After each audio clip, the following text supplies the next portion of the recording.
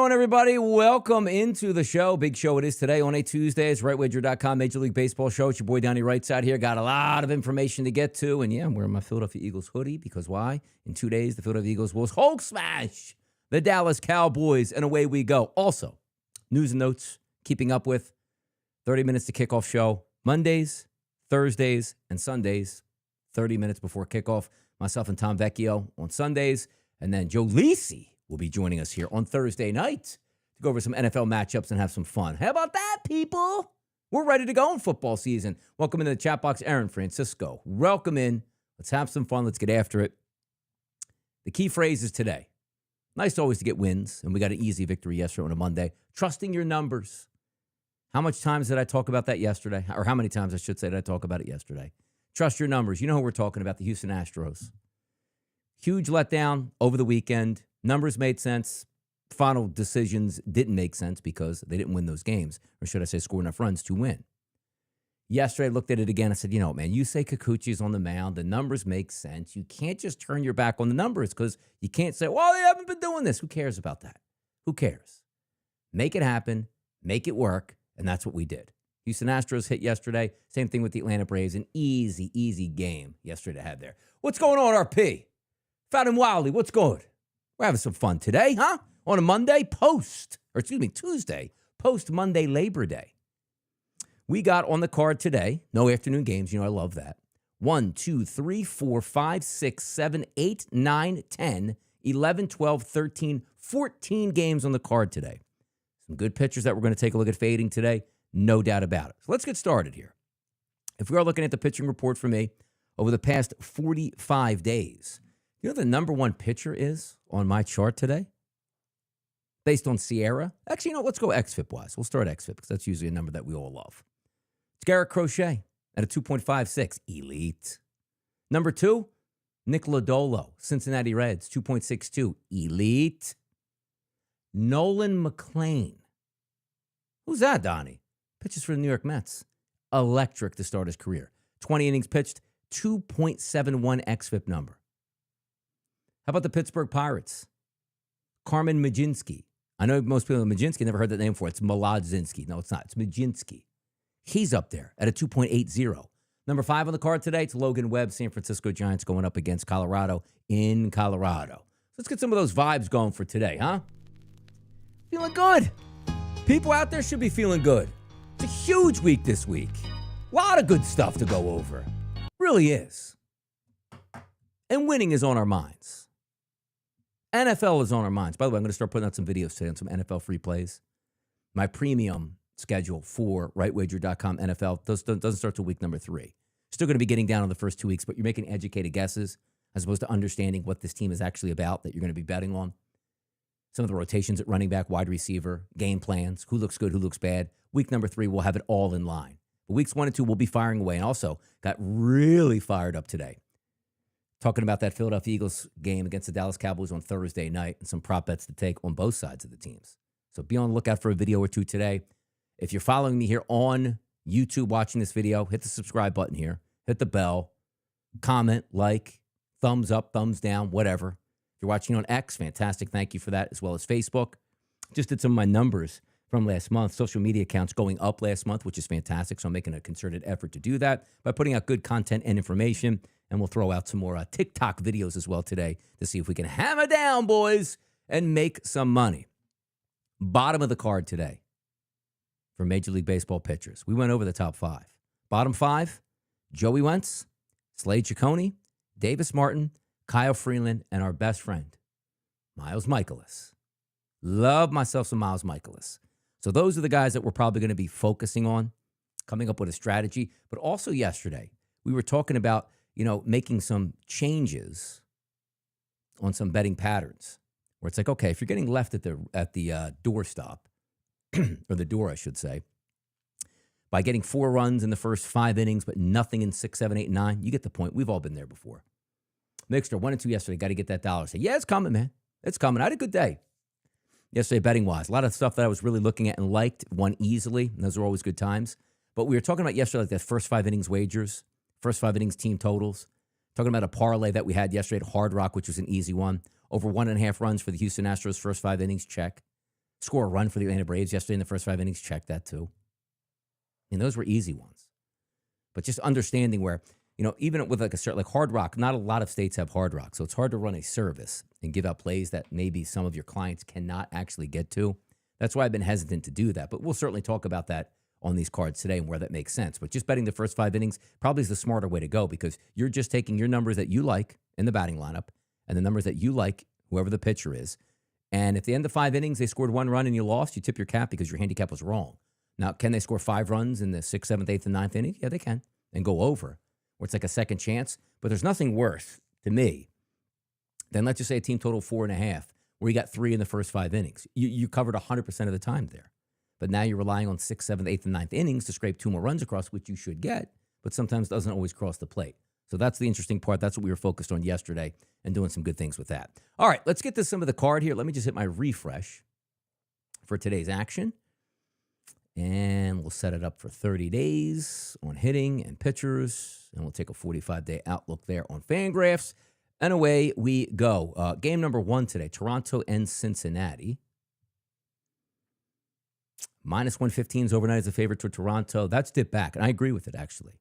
Nick Lodolo, like if we go to Sierra numbers, skill interactive ERA, and get the totality of these starts, Nick Lodolo is number 1 on the card out of 20 pitchers over the past 45 days with at least 20 innings pitched. Really good. So even when you look at like the matchup, right? You say, okay, let me get the Toronto batters in there. Look at Lodolo, and he doesn't have very many innings over the past 30 days, but he still qualifies for over 20 innings here over the past 60 days. ISO 0, weighted on base percentage 207. That's just through his last 25 batters. Good season overall. Now here's the interesting part. You look at Toronto's lineup, they have crushed left-handed pitching. Really smashed it. Springer, Clement, Guerrero, Bichette, Kirk, Schneider, France, Straw, all with really good to decent ISO power numbers. Weighted on base percentages are high. We take a look at the hard contact rate, it's off the charts. 77 degrees, light wind blowing in from right field. Shouldn't have any hampering, in Cincinnati. It's a very good hitting day. But I got to tell you, I look at that lineup and I say to myself, you probably should be keyed up on the Reds, because Jose Barrios, when I look at his numbers, where you at, Jose? He's 12th on the card out of 20. 4.58 ERA, 4.15 xFIP, 4.08 Sierra number. The better pitcher is Nick Lodolo, but the better lineup by far is Toronto's side. Even looking at the Cincinnati Reds, they do have some decent hard contact metrics over the past month. 1, 2, 3, 4, 5, 6 guys. Out of the 9 we're looking at there, it's actually leaving one of the batters off, to be honest. But let's call it 6 out of 8. Really good looking numbers. Barrel rates are a little bit low, but that lineup for Toronto looks fantastic. Now, can they beat up on Nick Lodolo? I don't know, but I'm certainly not betting on it anyway. Either way at that point. No shot. McLean versus Gipson-Long. McLean has been so good for New York. We just went over the numbers there. He's number 2 with Sierra on the card today, 2.63. Barely over 20 innings pitched, but it's still 20 innings pitched. 147 batting average against, ERA -22, FIP -61, xFIP -66, Sierra 2.63. McLean has been fantastic, man. Yeah, Law, we're looking forward to a big day today, man. I'm excited. Got a couple pitchers on here that we'll get to. But that's an 8.5 price point, and the Mets are a favorite on the road against Detroit after that crazy game yesterday. Now, what's like a Gipson-Long? Like, I haven't seen his name pop up too much here. Let me just do a little backtracking on my guy Gip. That's a Gip. G-I-P. Like, why isn't it coming up? Oh, hold on.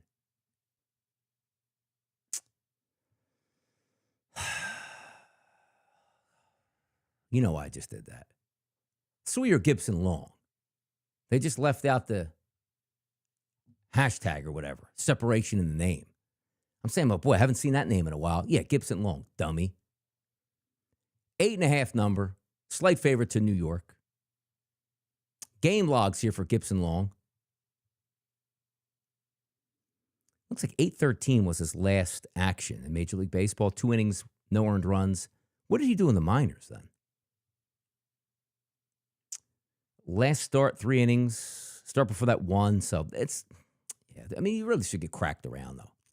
Like, the Mets really should bust this guy up. I'm not betting against Nolan McLean. He's been fantastic. Sooner than later, he's going to come down to earth. But Gipson-Long, come on now. He should get cracked over the head. He really should. Best time of year, it is right, Francisco. It is. I mean, come on, man. Leave this game out. So we're not going to do anything first two games. Barrios, Lodolo, McLean, Gipson-Long, Majinski, and Kershaw. Let's go over this one. Pittsburgh and LAD. Dodgers. Kershaw's numbers very good over the past 30 days. 83 batters he's faced, low ISOs, low weighted on base percentages. He's 14th on my card, though. He's got low ERA minus, low FIP minus, low XFIP minus, low ERA, but a slightly higher XFIP and Sierra number. He's not really an analytical guy there because he doesn't strike out a ton of batters. But am I looking for the Pittsburgh Pirates today? Absolutely not. Dodgers lineup today going up against Carmen Majinski. Majinski's last 70 batters he's faced. How about an 0.66 ISO and a weighted on base percentage of 229? That is fantastic. That's fantastic. So whether or not we love that Dodgers lineup, which, by the way, hard contact across the board, sensational. Barrel rates, really good. Just it doesn't line up with the pitcher. It's a shame. Because if we had somebody else on the mound, we could do some damage in this one. Mazur versus Cavalli. And that's Miami versus Washington. I don't have 20 innings pitched, I don't think, for Mazur. Not a very good pitcher, though. Cavalli, he's coming back here. He's got a 5.11 ERA, 4.05 xFIP, and a 4.14 Sierra number. Check that out here real quick. So if we take a look at Miami and Washington, and we go Miami side of things, not a great-looking lineup, as it usually is on a night-to-night basis, but sometimes they do surprise for the Marlins. 1, 2, 3, 4, 5. Hard contact batters, 3 barrels. Like to see more of that. ISO numbers aren't very good outside of Norby and Marcy. Weighted on base percentage are okay. Not big strikeout guys. Would you like that? Cade Cavalli has struggled. By the way, let me just look at Cavalli's last couple starts. Let's go, Cade. What do you got? All right, Cade Cavalli. Game log. Yeah, that's why he got cracked against the Yankees. His first start was good. Second start wasn't good.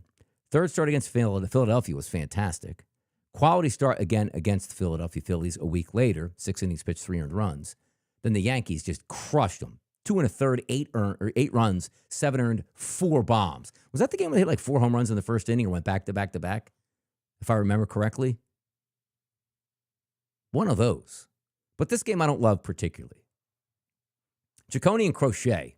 Here's one you might be able to line up. Because I had Ciccone here. 270 batting average last 45 days. 137 ERA minus. 136 FIP minus. XFIP minus 104. All those numbers are raised. ERA 5.55. That's high. XFIP number 4.38. That's high. 470 Sierra. That's really high. So this is one that we might be able to sink our teeth into with Boston. You look at the lineup today. Advanced statistics, 8 out of 9 batters, really good hard contact rate. Barrel rate, fantastic. 70-degree temperatures, like to see that warmer. Slight wind blowing in, it looks like from right field, about 5 miles an hour. Not going to be any of effect on this game. Outside of Yoshida and Rafaela, everybody looks good in that lineup. And a high walk rate as well. What's our guy Slade? Because I know Slade's numbers, I just told you, are high. Let me get a look on his past. Actually, you know what? We can do this right here, too. Let's take a look here. Ciccone. I just want to see some of his game logs. Last time out, 6 innings pitched, 3 earned. 6 innings pitched, 2 earned. 4 2/3, 8 runs, 6 earned. Before that, 5 earned. So he has been struggling as of late, but better starts in his past 2. At Texas, and then home against Tampa Bay. Now, he's not going to have the benefit of being in Texas, which, again, is a dome stadium, not necessarily a hitter's ballpark by any stretch. And then you did play Tampa Bay, which you didn't play him at Tampa Bay. You played him at home, which, again, Cleveland is a very good pitcher's ballpark. That's something that we can probably step on tonight. So Boston looks like it's going to be in those crosshairs. Wu Rasmussen from Tampa Bay, 7.5 to 8 across the boards. Basically a draw between these two. Flip them. Coin flip. Rasmussen 7th on my card today. Wu 5th on my card today with XFIP numbers and Sierra. Even though it's a great hitter's ballpark, we get that. 2 good pitchers on the mound. Wentz and Imanaga. Wentz has been struggling as of late. 103 XFIP minus over the past 45 days, which is okay. 367 ERA, not terrible, but those FIP numbers and Sierra numbers, they are elevated for Wentz. So if we take a look at the Atlanta Braves and the Chicago Cubs, wind slightly blowing in today. Didn't care if the wind was blowing in yesterday, 7 to 8 miles per hour, and you saw the final score. We nailed that game. 72 degrees, light wind blowing in, okay. Wentz is on the mound. He actually has some pretty good power numbers against right-handed batters, being a left-handed pitcher. Lefties is where he struggles. But he's only going to get 2 lefties in the lineup, Kyle Tucker and Pete Crow Armstrong, who Pete Crow Armstrong has really struggled against lefty pitchers over the past month. That's something to keep an eye on. But I don't like Wentz, but I don't like the way this game actually sets up here. Atlanta side of things. Shota Imanaga's on the mound. Braves ain't hitting lefties lately, man. They just aren't. Eli White, yes. Olsen, okay. Acuna, okay. Albies, okay. Harris, Ozuna, Alvarez, Murphy, and Ho-Sung Kim, horrible. Horrible. So I do have a slight like there, basically, though, to the Cubs lineup, but it doesn't match up with a pitcher on the mound. Farris versus Lorenzen. Here's an interesting one. Because if we take a look at Michael Lorenzen, let's go over his numbers. Where are you at, Michael? Now, he doesn't have 20 innings pitched. Okay, so let's get into this now. Let me go Lorenzen. So I just want to see how he stacks up, because I'm going to tell you something. Lorenzen wasn't really the guy I was looking at. It was Farris. But now I'm intrigued since he doesn't pop up on my card because he doesn't have enough statistics. 8-16, he threw 4 innings, no earned runs. 8-21, 4 1/3, 4 runs, 3 earned. 5 innings pitched, 4 runs, which included a home run, back-to-back 6 strikeout games. Okay. So if we look at the Angels lineup, going up against right-handed pitching, top is pretty good. Neto, Moncada, Trout's okay. Adele's good. Rengifo's good. Ohapi, Lugo, Cavadas, and Teodosio, crazy names there, all bad. If we look at the hard contact rate there, not very good either. Barrel rates are significant, though. You have that going for you. But they should be able to hit Michael Lorenzen. How many lefties in the lineup tonight, if we anticipate? 1, 2, 3 total. Let me get over to Kansas City, because this is where we want to focus. Mitch Farris, the lefty. Ever heard of him? No. Why? Because he hasn't pitched in Major League Baseball before. You shouldn't have heard of the guy. Lineup doesn't look sensational from an ISO power weighted on base percentage. Advanced metrics, much better. Barrel rates for Witt, Perez, Grichuk, Lofton, as well as Tyler Tolbert. Hard contact rate, 8 out of the 9 batters plus. Now, granted, we don't have a ton of numbers because sometimes with left-handed pitchers, I should say, you don't get as many at-bats. But they're really good. So that's something to keep an eye on. But Farris, tell me about him, Donnie. Well, I am going to tell you. I'll tell you he's never pitched above AAA in his career. Actually, excuse me, he has. Wait a second. Eric Farris, that ain't the name. Look at some old guys, man. Stop it. Where was the Farris boys at? Mitch Farris. Born in 01. Making me seem old. Looks like in 2023, rookie ball. 2024, A ball, high A ball, double A. And now in 2025, just double A. He's 24 years old. He's 3-8 in double A this year. He's got 22 games started and 116 innings pitched. His K per 9 is pretty good, though, at 11. Walks per 9 is at 4 1/4. That's high. Home runs per game, 0.78. It's under 1. Batting average of ball in play is 354, so maybe he's getting a little bit unlucky. ERA in the minors this year, and again, it's double A. It's not even triple A, 4.27. XFIP number 3.14, so it is lower. But sometimes I just see this where I don't think this is a pedigree guy coming up and making a debut. When did he 14th round pick in December of 2024? Or that's when the trade was. He was drafted in 2023 in the 14th round. Pick number 429. Signing bonus, $1.25. He might get lit up tonight. I don't think I'm going to put that on my card because you know me. I'm not just going to say, I think Farris is going to be bad and we'll see what happens. We're not doing that. Absolutely not. Here's a game we're going to look at, though, guys. Martin versus Woods Richardson. Chicago White Sox taking on the Minnesota Twins. If I bring this game up, Martin really struggles with left-handed batters power-wise. 351 ISO, 442 weighted on base percentage. Lefties in the lineup today, anticipated now. Larnach, Wallner, Clemens, Lee, and Outman. That's 5. Hard contact rate against righties the last month for the Twins, 8 out of 9 batters. Love to see that. ISO power numbers off the charts. Love to see it. Some rain in the forecast. 66-degree temperatures, not the warmest night, but a light wind blowing out to center field. Chicago White Sox tonight with Simeon Woods Richardson. We faded him in the past and done very well. Coming back out of the IL, didn't have a very good IL stint, getting back to the majors. Struggled his last game out. Not in love with the lineup for the White Sox if we just look analytically with like ISO power number and weighted on base percentages. But if we do go to hard contact rate, it does improve slightly. It's one of those games I do think goes over the total. 9.5s are starting to show up, and I agree with it. There are still 9s out there. I think we get 10 runs in that game, but more of a focus, as we just said, on the Minnesota Twins offense as opposed to the Chicago White Sox. So some food for thought, something to keep an eye on. Atlanta, Severino and Michaelis. Michaelis sucks. You know me. I like to go after that guy as many times as I can. We'll probably go after him again tonight. Can't get lefties out at all. Lefties in the lineup tonight looks like anticipated. Butler, Soderstrom, Blade. Would like to have more. Right-handed bats, Langoliers, Rooker, Wilson, Thomas, and Hernandez, along with Zach Geloff. Hard hit contact rate, okay. Barrel rate's pretty good. Basic numbers, top of that lineup is hot. Butler, Langoliers, Rooker, Soderstrom, and Wilson. One of these ways we're going to have to try to figure out and get St. Louis on our card tonight. We just are.